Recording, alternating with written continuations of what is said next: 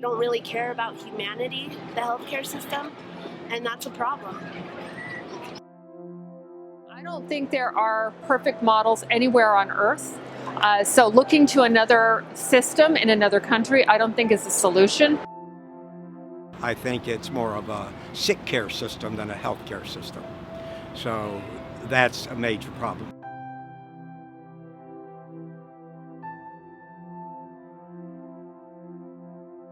The history of women and healthcare and medicine in the United States really starts in the colonial period. At that time, it was really women who were the midwives and the healers within their communities. In fact, it was one of the most public roles that a woman could have. It was something that was often specialized knowledge that was passed down from mothers to daughters, and that was true amongst white colonists as well as African Americans and Native Americans as well. Women gathered together most frequently as long as they were in a community that was big enough for there to be other women around. When a woman went into labor, it was something that they called on their neighbors. They all brought food and clothing, stuff to sew, and they gathered together to help a woman through her childbirth.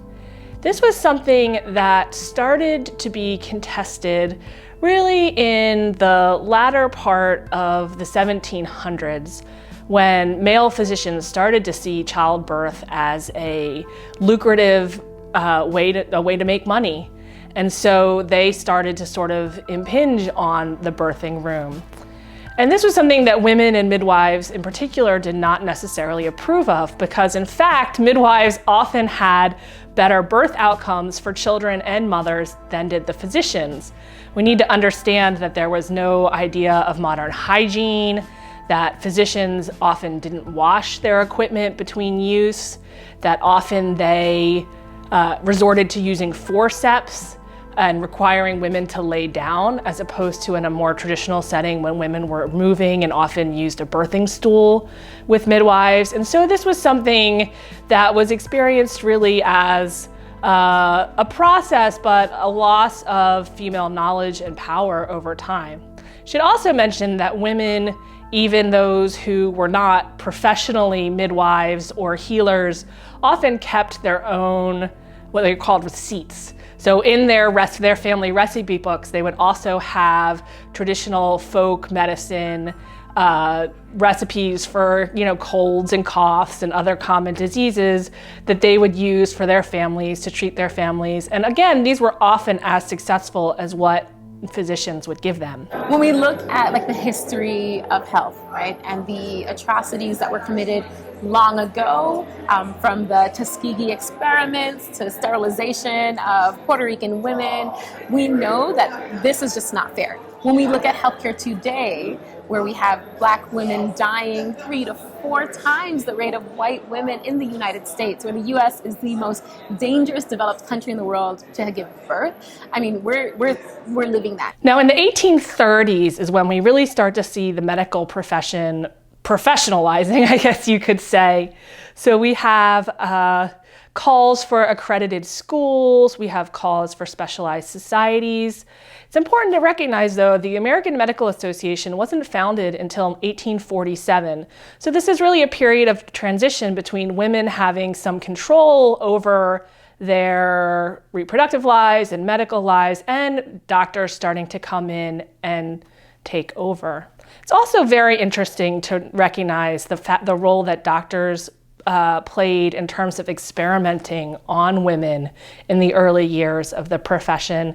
This is particularly true of doctors who went south and performed experiments on enslaved women, studying their gynecology. There was a long-standing, of course, untrue idea that women of African descent did not feel pain during childbirth, that it was easy for them. And then doctors use this as an opportunity to experiment and to learn about the gynecological needs of women via experimenting on enslaved women and other poor women within the United States.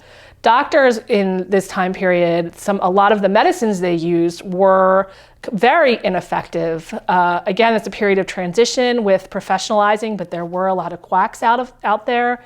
There was a lot of patent medicines that often were poisonous to women and others users as well.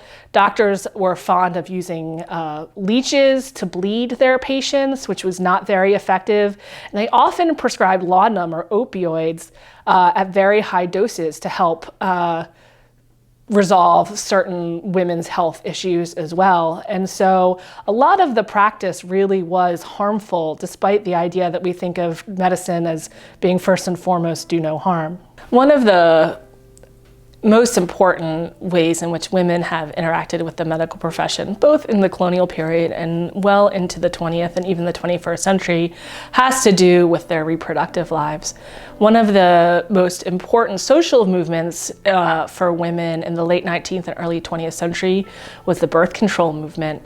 Margaret Sanger, who was really often credited as being the pioneer, was herself a trained nurse, and she came to believe that women should have control and access to birth control after she saw one too many poor women having too many children and suffering and some often even dying from that, and them not really receiving respect from the medical profession.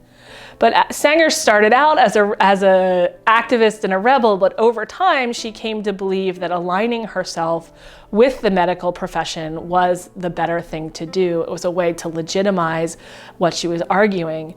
Now that led to some interesting decisions on Sanger's part, in that she also aligned herself with the eugenics movement, which was the movement in the late 19th and early 20th century that held that there were certain people who were unfit to have children and certain people who were fit. A lot of this had to do with race and class disparities. It was considered a science, a legitimate science at the time, of course, has since been debunked. But she made a decision and chose to make eugenic arguments as well, to say that the fit had to have more babies and the unfit should have less and possibly even be sterilized, which was a practice that was relatively common in the early part of the 20th century. I am Latina, I am indigenous. You know, we are all one people, but we are treated very differently everywhere, in every environment, in every situation. And people don't really understand that. So Sanger aligned herself with the medical profession, and this is how we do end up having the legalization of birth control in the United States, although to access it, it's something that women have to go to their doctors for, and that's something that continues to be a conversation in the 21st century about whether or not that's needed or not. We also see women, there did continue to be midwives, particularly in rural areas in the latter part of the 19th century and into the early part of the 20th century. But in the 20th century, we see childbirth really being moved into the hospital setting, really across the nation. And this was an experience that women embraced, but also had real problems with and real issues. Giving childbirth in a hospital at mid-century often involved being separated from their husband. There was no communal birthing room. They sometimes could even be strapped down and shaved, put into what was called a twilight sleep, where they wouldn't remember having given birth. And women often reported really feeling that it was a depersonalizing system, and it was in some ways dehumanizing, and it took the joy out of childbirth. I know personally, like I found out I was pregnant, and I wanted to take it seriously. Me and my fiance were very happy, and we went to one of the hospitals here. The way that they treated my fiance, as if like I was unsafe, or they couldn't talk to him. They only looked at me, even though he was trying to address his concerns. And really all he was asking was, what can I do to support my baby girl? You know what I mean? And it was like they judged him right off the bat on how he looked, and I didn't appreciate that. I actually voiced it. Starting in the 1950s and 1960s, we see a movement for quote unquote natural childbirth, the reintroduction of midwifery and women being doulas. We also see men starting to move into the delivery room because women wanted to have their husbands there with them to advocate for them and also get to experience childbirth as well. Mid-century, another big issue that came up, and this is actually an issue that has a much longer history, has to do with women and abortion. We have to understand that in the early part of the 19th century, that there were no modern pregnancy tests. There wasn't really a way to tell if you were pregnant. Usually women could tell if they were pregnant or not after what was called quickening. So that was usually sometime between the 17th and 20th week when they felt the baby move. And until that point in time, they often weren't sure if it was a medical condition or if they were pregnant. The newspapers were filled with all sorts of quack medicines that you could use to bring on the menses if you thought you were having a gynecological problem or what have you. But evidence suggests that some women did seek abortions, and the medical profession started to try to regulate this in the 1830s, 40s, and 50s. By the end of the century, there was such that women were often, as they had a botched abortion and went to a hospital and sought treatment, they would not receive that treatment until they confessed or made a deathbed declaration about who had performed the abortion, so that the practitioner could be punished in a court of law. And this was something that really was about unequal access for a lot of women, because the evidence suggests that middle class and upper class women were often able to ask their doctors to perform abortions in the late 19th century and into the 20th century. But that was something that poor and rural women were less likely to have access to. Now, the modern day abortion rights movement has to do a lot with the mid-century, when we have an uptick in teenage sexual activity. There's all sorts of things going on whereby doctors, women could access abortion, but often it was only if they would go to a hospital, a doctor, he would go to a hospital, they would have to present a case saying that they were mentally unsound. And that was really the only way that women could access abortion, and that was something that became more of an issue and something that they started demanding of their doctors more of, and ultimately led to the legalization of abortion in this country in 1973. But of course, that has been a continued subject of debate in healthcare and in the larger political society.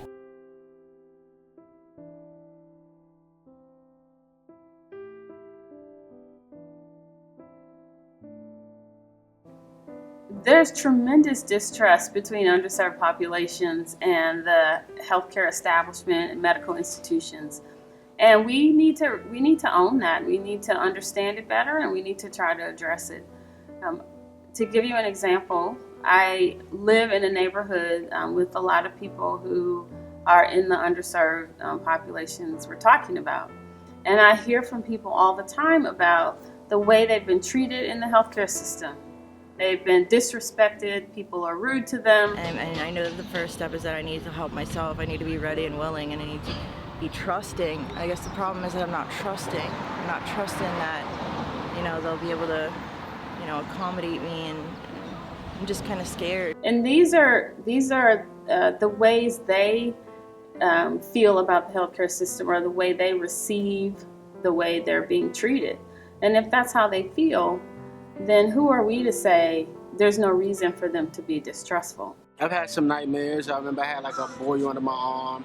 The doctor was not too caring about it. Instead of him splicing, numbing my boil under my arm and splicing it, he kind of jabbed me in my arm. It was painful. And that was the first time I ever stopped a doctor and left out the hospital. There's also a long legacy of mistreatment, especially of people of color and poor people in healthcare institutions. The most famous study you hear about is what we call the Tuskegee study. And in that study, black men who had syphilis were denied treatment so that researchers could assess what would happen if you failed to treat syphilis. So that was pure neglect. And while a lot of people nowadays don't know about the Tuskegee study, they may have heard something about it, but they can't tell you all the details.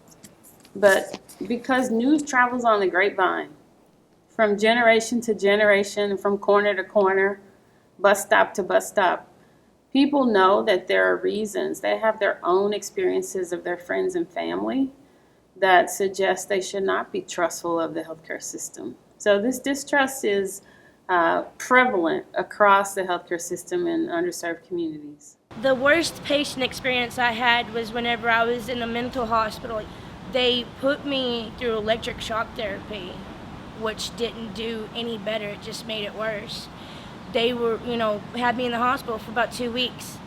The staff was rude. They treat people, especially people who have low income or whatever, like they don't exist.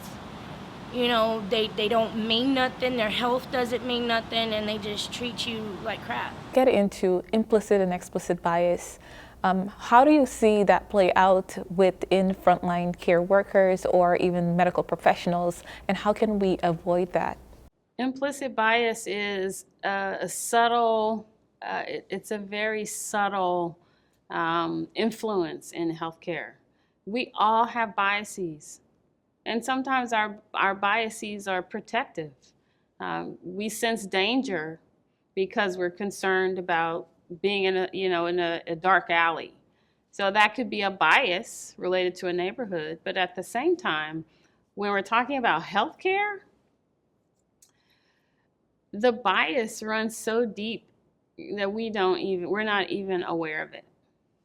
And I'm happy we have instruments like the implicit bias test that can help raise awareness about it. But even after many people take those tests, they believe there's something wrong with the test versus owning that they're influenced by their own biases. And the way this shows up in healthcare is through not believing patients or not recognizing that a circumstance might be different for a patient or not giving patients the benefit of a doubt. I have had a lot of experiences with doctors who were white and who were dismissive of what I was saying, and I felt really unheard and really unseen, and it happened so often and for so long that it really created a lot of just mental pain and damage and a questioning of my own self and being that no one should ever have to experience or get to. The place where I see implicit bias raising its head quite often is in the area of pain. And I'll just use sickle cell patients as an example. Sickle cell patients are often from lower income neighborhoods in our emergency rooms. They also are often Black patients. And one of the hallmarks of sickle cell crises is pain. So when they come into the emergency room and they're confronted with providers that don't believe that they have true pain, and the level of pain is staggering for some patients, but the provider is not sympathetic to that, they may be less likely to prescribe opioids, thinking the person is drug seeking. That's offensive. But this is the way a lot of our providers think and believe and behave, because a lot of us were trained to think that way. So I think the implicit bias is something we absolutely have to address head on, but it's tricky. It's tricky because no one wants to admit that they have a bias and that bias is interfering with the kind of care they're going to provide a patient. I work a lot and talk a lot with students who are in medical school. And so I let them know that their job isn't just in terms of becoming a doctor or a nurse, that they also have to have an investment in dismantling systematic structures that are set up to prevent them from doing their job effectively. In medicine, we use clinical vignettes to help teach and learn about different types of patients, from presenting symptom to diagnosis, etc. And I think how I want to think about this, from a bias perspective, if clinical vignettes are something that you haven't really been exposed to ever before, which most students in medical school have not until they get into medical school, great. But if it's something that, because there's variability in terms of just presentation of information through families, so if you have parents who are doctors, if you have other family members who are physicians, etc., you've already been exposed at some level to some of the information that you might find on a test, as an example. And I'm just thinking about it in terms of implicit bias, because a lot of the ways in which we grapple with understanding what to focus on in a clinical vignette, which translates to what we would focus on in patient care and a patient's narrative. If we're not able to see the big picture, for example, but we've only been able to focus on the details, we've probably missed something. And if it hasn't been part of our experience, like growing up, it's not something that we were exposed to, it wasn't a way that we were taught to think, it becomes, in some ways, an implicit bias actually in the educational system.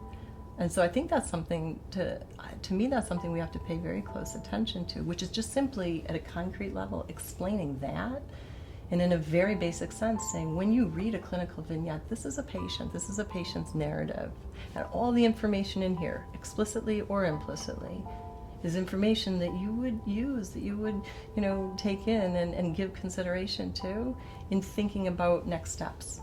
And so to me, if that's not part of your vernacular per se, then that's something that actually concretely has to be taught. So that we need to look at big picture and not just details, or we need to look at details and big picture.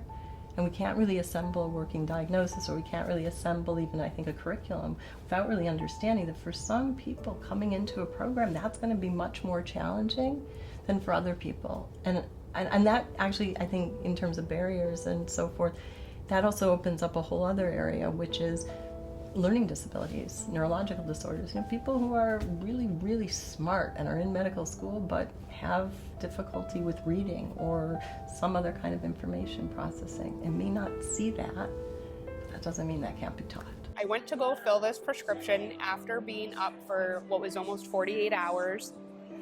It's 7 o'clock. I walk into our CVS, where we are a long-time customer. Got the text message that his medicine's ready. I'm, thinking, got insurance, I'm gonna owe my copay or whatever might be going on, and just go to pick up these meds thinking, okay, we have a plan. Like, maybe he'll actually sleep while I'm sleeping tonight and my husband's monitoring, because Neil will be able to do this.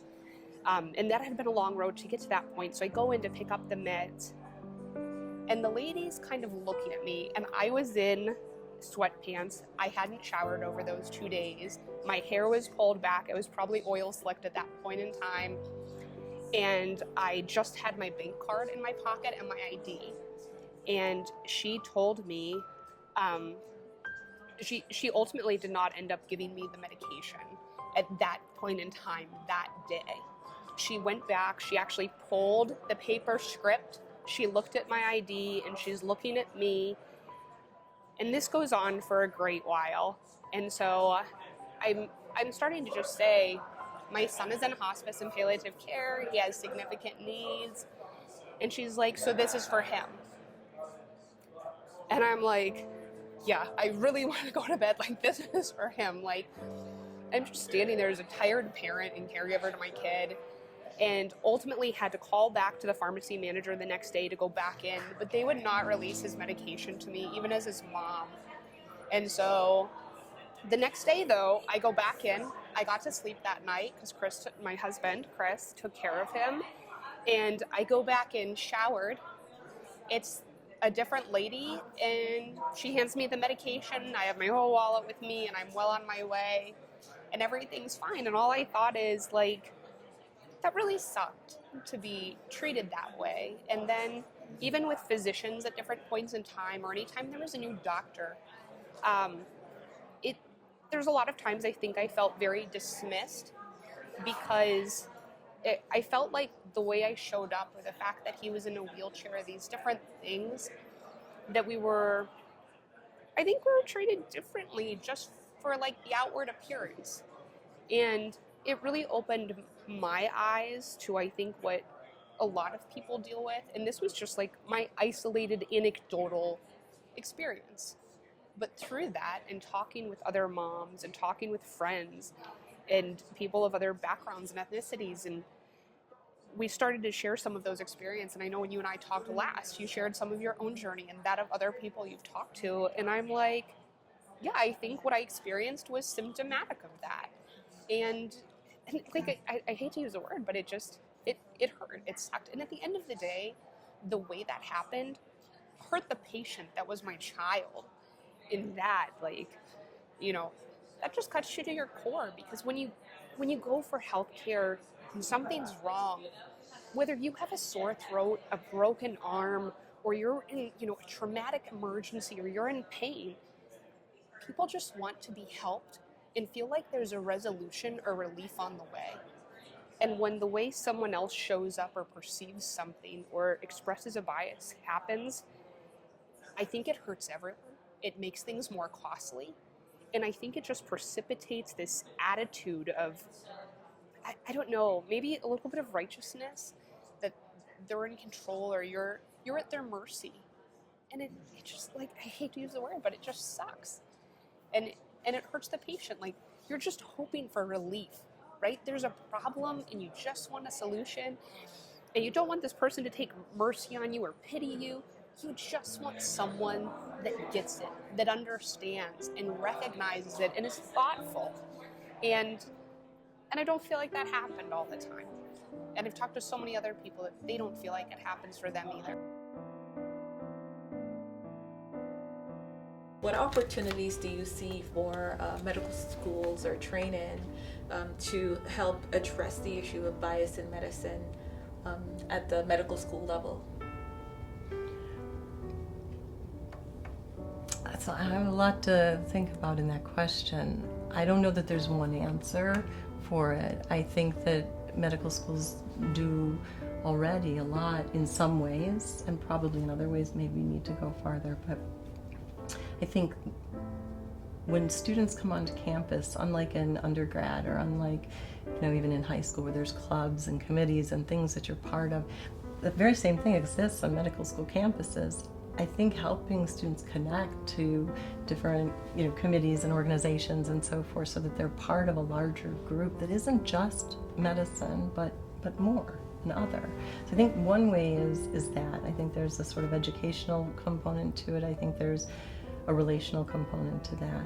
So I think that is one aspect in maybe a more either unspoken or implicit way. But I think if you're wanting to be more explicit about it, I think these are conversations that need to be had. I think this is part of a curriculum. To me, it's not a separate class. It just gets embedded in the curriculum.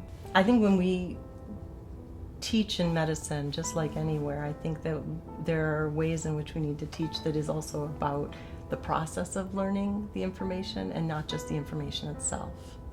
And so from an implicit or explicit bias perspective, that can be embedded in any of the classes as an M1 and M2 and through clerkships for sure. And I think it would be really appropriate that would be there. So that's my answer. I think it needs to be embedded in the curriculum. Can you make real of what it's like to live at the intersect of, let's say, for example, economic barriers or social barriers or racial barriers? What is the chance of someone having an optimal health or a health outcome when they meet at those intersects? So when someone is challenged with living in poverty, living in scarcity, or having to fight for everything, whether it's time or food or employment, and then coupling that with a sickness, it's quite a challenge to be confronted with a healthcare system that's not compassionate, that doesn't understand where you're coming from, and that may have opinions about you that aren't true. So for patients, a lot of them decide it's not worth it. And when they decide it's not worth it to make the effort to engage in healthcare, this exacerbates health disparities because they delay care or they may not even seek care. And when we finally see them for their health condition, it's so dire, they had no other choice than to go to the hospital. Maybe they come via ambulance, maybe they end up being admitted because of the distrust and the concern about how they'll be treated when they come to the healthcare system. It's just not a friendly experience for a lot of our underserved populations. And then it's already ingrained in the culture that the Hispanics don't really want to go to the hospital because of that, because they're scared of how much it's going to cost, because of they're scared that it's going to destroy everything, that they can't pay rent next month or whatever it is. And a lot of us are suffering because we don't know better, we're not taught better. There needs to be more education in different levels from, I would say from schools, as well as just community groups coming together. And at the same time, there might need to be some changes in the healthcare system. I'm not an expert on what to do, but I can tell you if you get medics, nurses, doctors, the patients, their families, everyone that's a part of it. And really, that means every single one of us, in a sense, has a voice. How do we bring all stakeholders together to create a future of healthcare that is equitable? I'm not sure if it's possible to bring all stakeholders together to improve the health outcomes of everyone, because I think this system we have right now, like it or not, operates on those who have and those who don't have.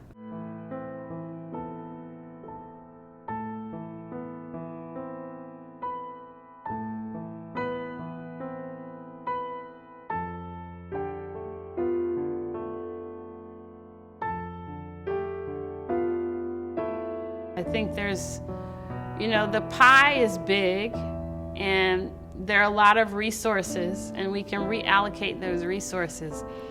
But I don't know that we have enough resources for every person, no matter who they are, to have absolutely everything. And so this is a third real topic.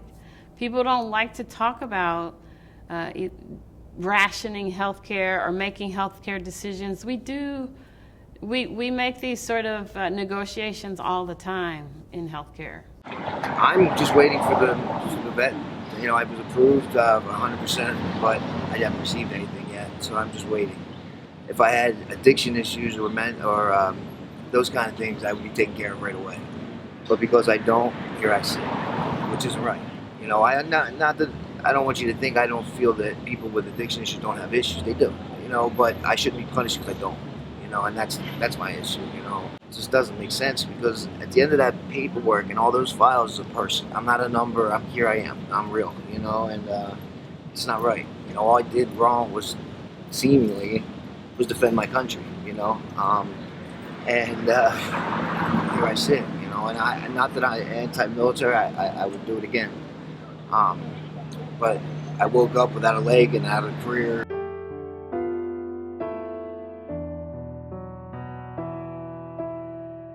I'm diabetic myself, and it had came to a matter of me deciding to continue to pay my car insurance or drop the car insurance so that I could afford my insulin, just because I decide to work every day, instead of collecting a check every day. The state thought, we'll take your health insurance, but we're like, we're giving you food stamps, and I don't care for food stamps. I need my health care. I need my insulin. And it becomes a matter of you can't pay rent because you got to pay for your insulin. If I'm dead, there's no use of paying other bills anyway.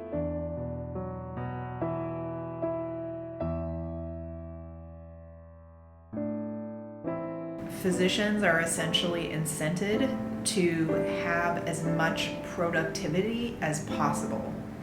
So most of the time, physicians are paid based on how many patients they see and the value of the care that they delivered and collected. So if I'm a primary care physician and I'm working in an office, the office is like, hey, you need to see 30 patients a day in order to hit your productivity metrics. It's not about quality, it's about quantity. And that is almost the case in every single physician arrangement of every medical group throughout the country. The only organizations I know that aren't strictly that are physicians who have essentially opted out of the regular healthcare system. They've just said, like, I'm not going to do insurance, I'm only going to do cash pay. So physicians, surgeons, radiologists, family practice, dermatologists, it's about getting you in the door and out the door as fast as possible. I go and I see lots of patients that wish someone would just treat them like a human being. Wish someone would just talk to them, have a conversation with them, instead of just a real quick, because I've seen it, you've probably seen it too, we've probably seen it at some point in hospitals, nursing homes where we go, where people are treated like meat or like dirt, and they're just not, they're not valued, they're not respected. I've seen so much in nursing homes, in hospitals. Businesses are so understaffed, and we're almost compromising on who's working at times. Which is why when you go to the doctor, you always feel rushed, like they don't have time for you. It's because of the way that they are paid. That we're called to love others, to respect others. And too often we don't do that. And so it's a heart issue, number one, because if we had the right, if not just one particular person, but in general culture, we're turning away, leaving people to die alone, not getting the help they need, where we have different rules and laws in place where people are sometimes dying without the care that they need too. There are so many things we can fix about humanizing healthcare. The idea that there are barriers to access to healthcare for people because of socioeconomic conditions is absolutely ludicrous. The idea that if you live in a poor area of town, you don't have access to healthy food, or the idea that if you're an African American woman, you're more likely to die in childbirth than a Caucasian woman. Like that's untenable. Like those are like table stakes of things we have to fix that we haven't fixed yet. Like we have to fix that stuff.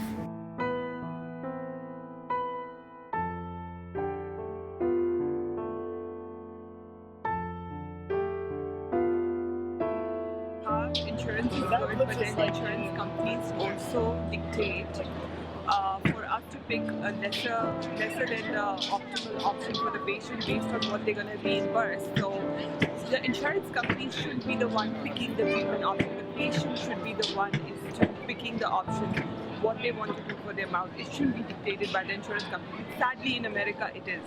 So that is what I think the policymakers need to focus on and correct that.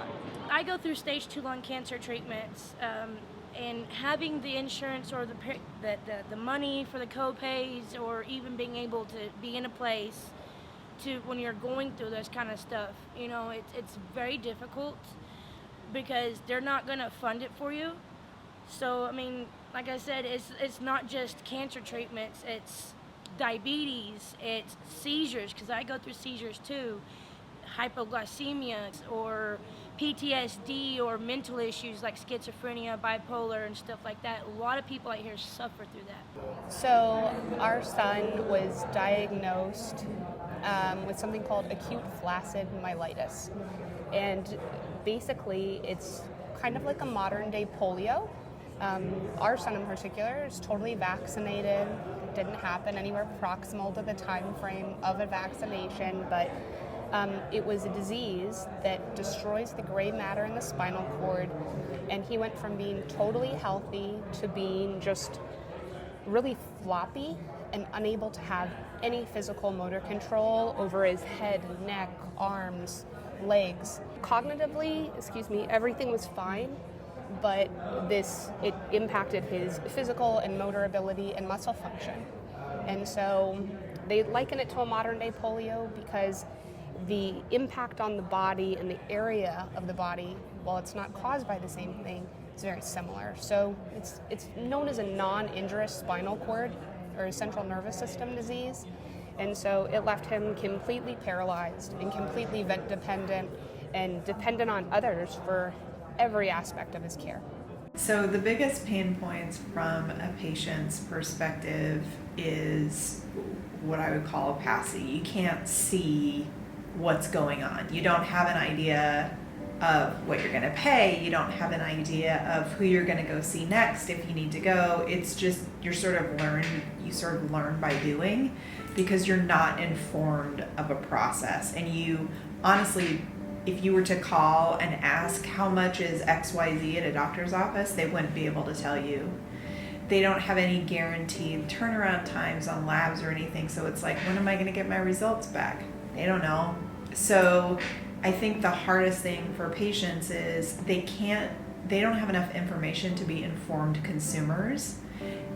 And that just causes all types of issues with regard to just sort of the messiness and the scatteredness of the healthcare systems. So I was working. I had insurance through work. And to that point, like well care visits, flu shots, typical stuff, the occasional urgent care visit, like we weren't big consumers of healthcare to that point. But as soon as we went into the emergency room, like most people, the registrar comes in. They want to know who you are, where you live. They want your insurance information. And initially, of course, I'm thinking that our son might have a meningitis, that we're going to spend I'm just going, oh my goodness, we're gonna max out our deductible here, right, Kistein? Like, and I'm like, that's going to be a lot. We're in a high deductible plan, but I wasn't prepared for what was about to come at all. I remember specifically being up in the ICU on like day 3, and our plan changed mid-year, and it was literally about an hour after our son coded for the first time while in the pediatric intensive care, which if your kid's gonna code, it's a good place to be. But that was something that we obviously weren't prepared for. And here comes the registrar back in to talk about the date on the card, and it set me off. And I'm just like, my kid almost died 10 minutes ago, and you're concerned about the date. And then we would leave that hospital, and like I said, we didn't go home for almost 6 months. We went from the hospital system in Richmond. We went to the initial one we were at, then the major one downtown, go up to Johns Hopkins. And I remember we were there for about 3 weeks. And I get a call. It's been, I don't know, at this point in time, it's been a few months. They've adjudicated some claims. And I know from spending a week with Carter and a week at home and my husband back and forth, the bills were coming in. And so we're getting bills for the facility.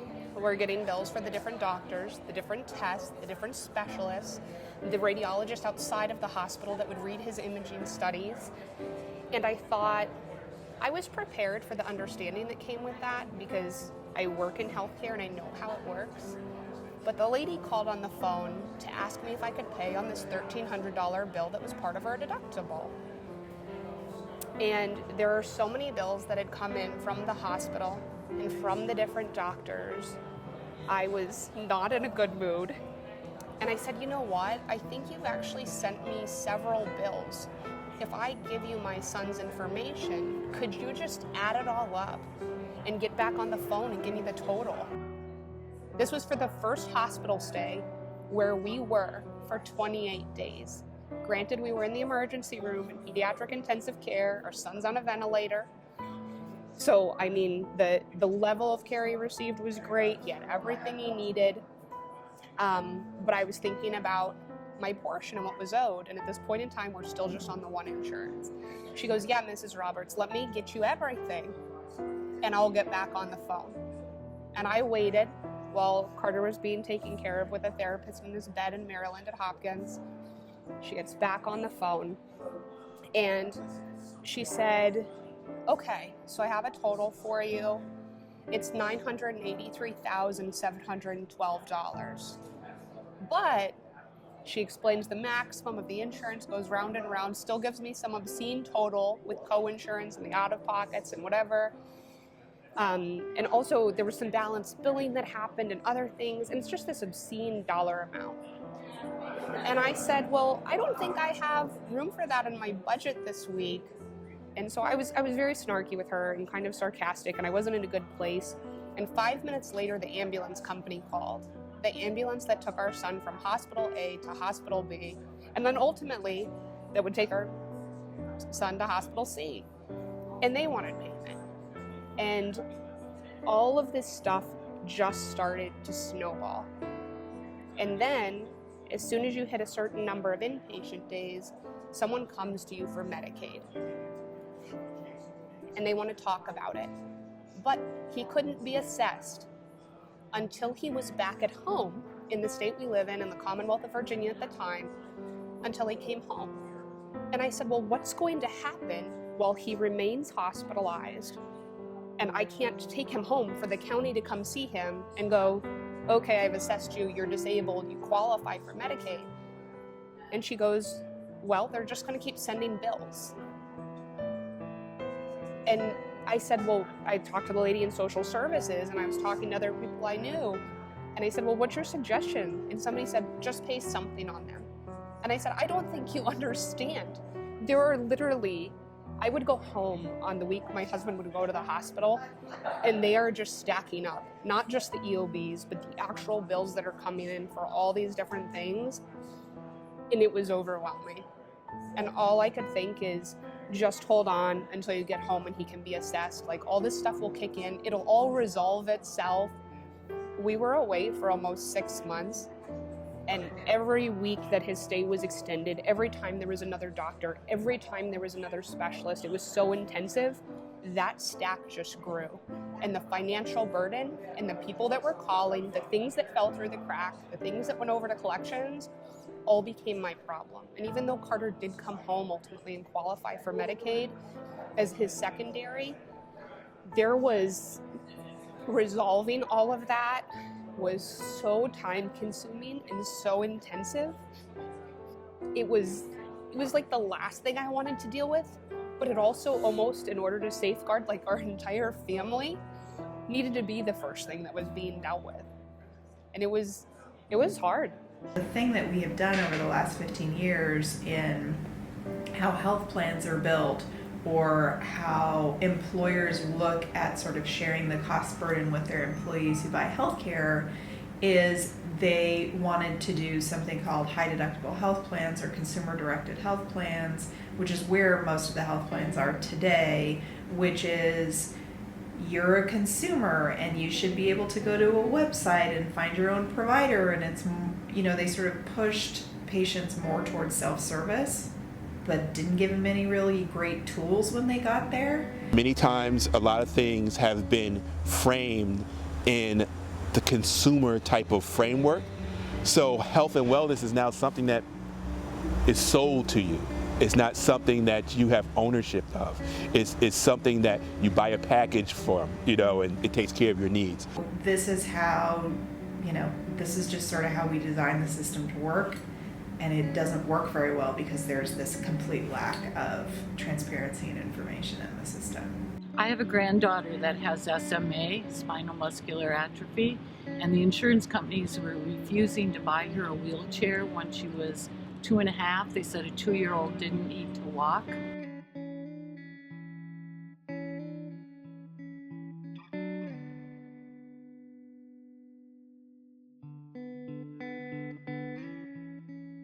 So empowerment is asking questions, but also asking the right people the right questions. A medical provider, a doctor, is going to be able to provide you answers on medical care, but they are not going to know your health plan. And so when you do ask them, they say things like, I don't know. And then patients sort of think, well, if they don't know, how am I going to know? But the scarier part of that is that it's combined with the provider doesn't know, but you trust what the provider says. So the combo of the provider saying, well, I don't know, you just need to have this test done, or I don't know, you just need to have it done here, we can't just sort of blindly follow that anymore. We have to be more of an advocate for ourselves. You know, a big issue in terms of for us is just to reframe that whole narrative. Health and wellness starts with us. Health and wellness starts at home. Health and wellness starts at a very, very microscopic level. And it could be something so simple as, you know, cutting down on cigarettes, you know, taking an extra walk, you know, Like I said, putting more greens on the table. You know, those little steps changes the narrative. And I think that's the biggest thing that we have to do at this point is change the narrative. I try to stay healthy. I'm 74 years old. I love running, especially running races. I run 50 or 60 races a year.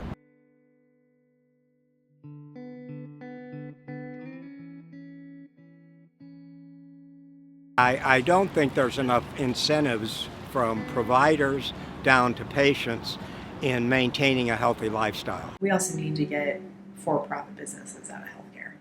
That's just ridiculous. Like, a health insurance company makes more money when I'm healthy than when I'm sick. That's not what they should be there for at all. Like, there shouldn't be an executive that gets a bigger bonus because I stayed healthy this year, or an executive that gets a bigger bonus because they denied me care this year, which is common. Every year we have to negotiate with our healthcare providers, and those costs go up every year. Here, the company wants to go backwards, where they've had record years, and from the last raise that we got, which was over $1 an hour, to the month after the money that we put into our pension plan and into our medical. So the problem is the company has only offered us 70 cents. So as you know, the rise of healthcare goes up every year, which we need to negotiate. So with that type of offer from the company, eventually we would have to pay out of pocket in a copay situation.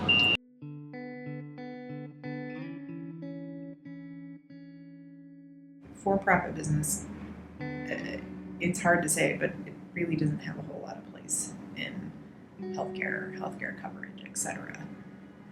I think that's just bonkers. Yeah, somebody making more profit because I delayed care or didn't get approved, or I don't know. I don't like that. I don't like that dynamic. I think it's weird. Not weird, but unfair.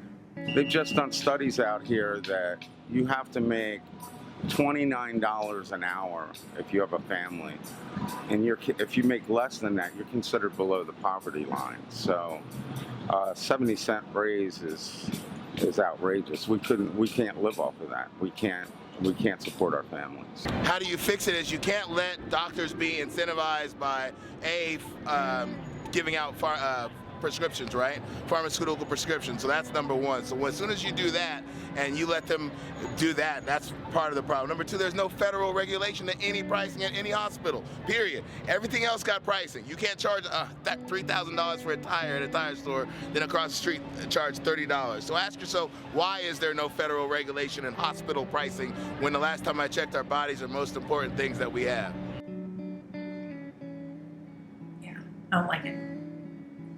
I think removing the idea that you could make more money by doing the wrong thing, especially when it comes to people's lives, it's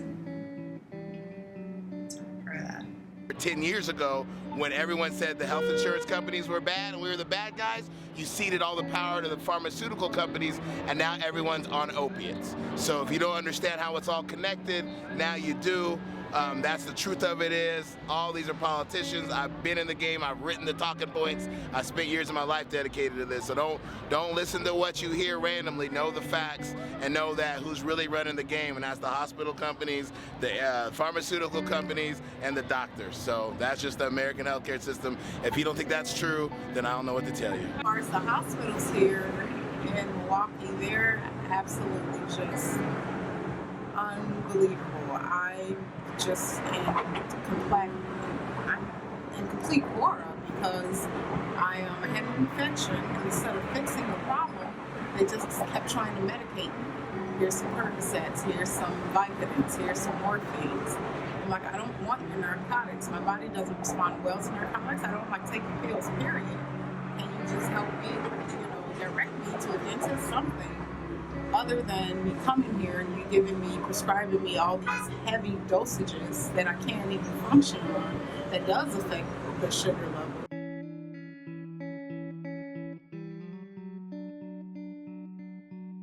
At my last emergency room visit in 2011, the doctors had asked me if I had heard of a new health insurance plan that was city-sponsored and administered called Healthy San Francisco. It was open to all residents of San Francisco on a sliding scale ability to pay, and it was funded in part by a food tax on the tabs of restaurant bills in San Francisco. It was really meant to provide health insurance for restaurant workers, because it was for small restaurants and small businesses, it was impossible to provide health insurance for their employees. So the city took on the responsibility to do it for them, and also as a way to control the emergency room visit costs, which were getting very high in San Francisco. I hadn't thought of registering for it, but I thought, well, you know, I shall take my doctor's suggestion here and go investigate. And so I signed up for the plan, and what it covered was really very comprehensive. And the doctors there at the emergency room had given me a recommendation to the pulmonology department at San Francisco General, which I didn't even know existed. And so I made an appointment, and the copay was very affordable, and I was able to go through the entire battery of pulmonary tests, including treadmill and a 6-minute treadmill test, and sitting in a booth and blowing into tubes and things like that, to discover that I had COPD as well as asthma. And and I was measured at borderline stage 3 to stage 4 COPD. So I'd already passed through stage 1, stage 2. I was now on the far end of stage 3. So it's like, oh, well, they explained it, it's like, that's why your asthma was as severe as it was, because they were only treating a component of the asthma part. The pulmonology test is what revealed the fact that you had COPD. So when I got the diagnosis that I had borderline stage 4 COPD on top of really severe asthma, it was very, I don't want to say soul-crushing, but in kind of a way it was, because asthma had already so defined and slowed down so much of my life, you know, find out, oh, COPD. Now I got this other disease on top of that. So not only do I have this additional lung disease, now I got all this whole plate full of medications I have to remember to take every day just to be able to breathe. But the upside of that was that my breathing really began to improve over the course of the next few weeks. There was a time when I would, when my prescriptions would only allow me 1 rescue inhaler a month, and I would pretty much run out of it by day 20, 25, and I would have a hard week at the end of the month. Now it was getting to a point where the inhalers expire before I get through 20% of the available doses.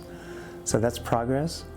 I feel bad that the thing expires before I use it all up, but you know, on the other hand, it's good that I don't use it as much, hardly at all.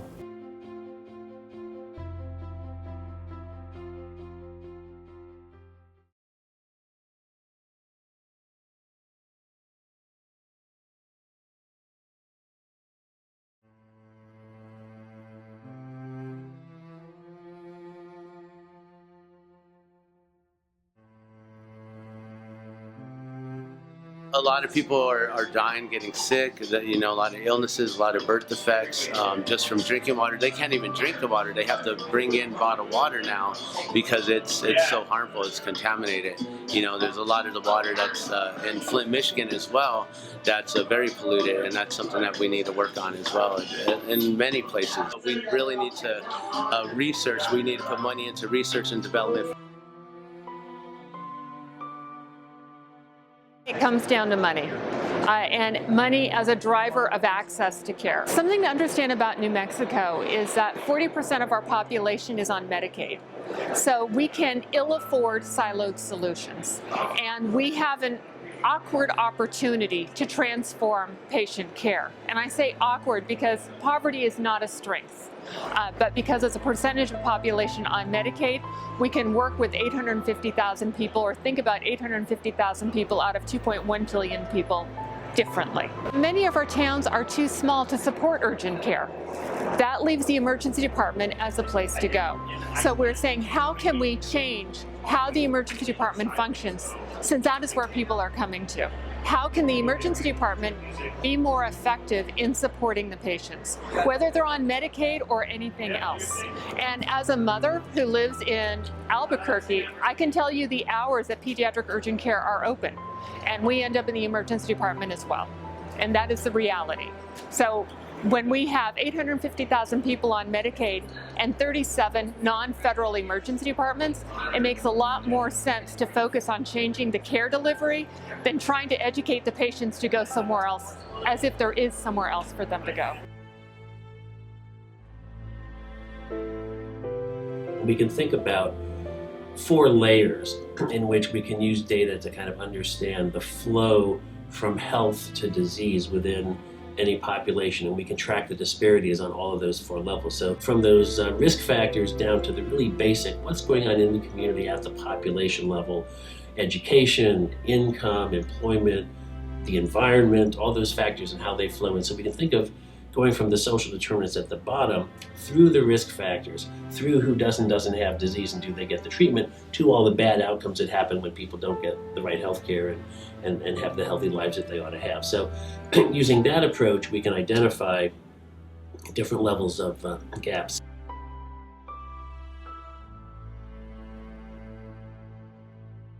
I think individual people telling their stories, whether it's to the news media or to their neighbor or to their state legislators or members of Congress, is enormously powerful. The Affordable Care Act got enacted in part because all over the country there were groups that got people to come out and tell their stories into video cameras, and then they got posted and ended up in newspaper stories. With the New York Health Act, we've been having public hearings around the state at which some of the people who testified were people in suits who were for it or against it, but the vast majority of people who testified were individual patients talking about the problems that they had had in their very personal lives with the insurance system. And it's easy for legislators to say, well, I don't know, how do we know for sure this is going to work? What is it going to cost, etc. But when you hear in very human terms the brutality of our current system in real people's lives, that really compels you to act and to say, well, we may not be able to spell out precisely what it's going to cost, but for crying out loud, we've got to move. And it's individual people's stories that drive legislators, that give legislators and people in the executive branch and people in various organizations the feeling that this is really important. We've really got to get this done. Or if they're on the opposite side of an issue, we've got to stop this. That's much more powerful than dry statistics. You need the statistics because you might hear 6 people's story, but that may not tell the real story of 1,000 other people. But hearing from people is really important to give you a sense of what the problem is out there and what we need to do to fix it. One of the things that we shy away from is involvement in the government ourselves, our involvement in what we see as the source of our ills. And so I think that many of us need to get more involved at the government level in terms of running for particular offices that affect us on the local level. You know, we need to put people in place who have our concerns, you know, at the heart of the matter. And in almost every state, it's pretty much the same process. A bill gets introduced in ordinarily in both houses of the legislature. You want to have them either start out identical or at some point in the process come together and be identical, because one piece of paper has to pass both houses of the legislature. And it then goes to the governor of the state, who then either signs it into law or vetoes it. I mean, that's just the rough process. Bills go through committee along the way. The average person getting involved in the process should not worry that, gee, I don't know who chairs this committee, or how many days notice something takes. That's part of why you connect yourself up with organizations that have experience working the system, and you rely on them to know the nuts and bolts of the process.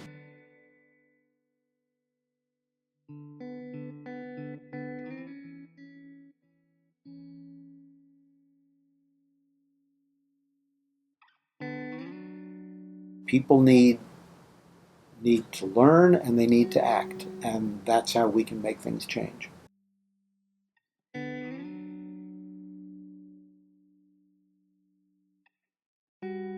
Let's remember that clinicians suffer all of that academic slog because they care. And as long as the system doesn't burn them out, there is an opportunity to energize, engage them, and enable them to do their jobs.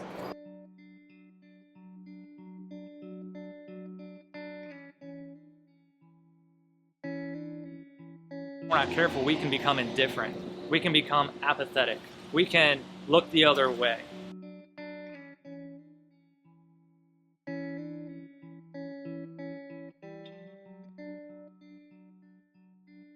You know, we have all this crap that we don't need and everything at our fingertips, but yet there's still people sleeping on the streets, and people that can't get proper health care, people that are hungry.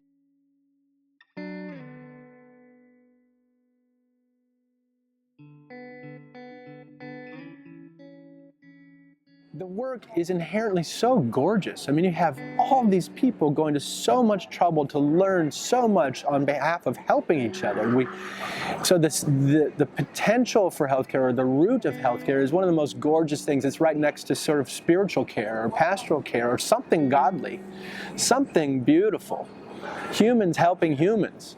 At its root, it has the potential to be the envy of any industry in the world.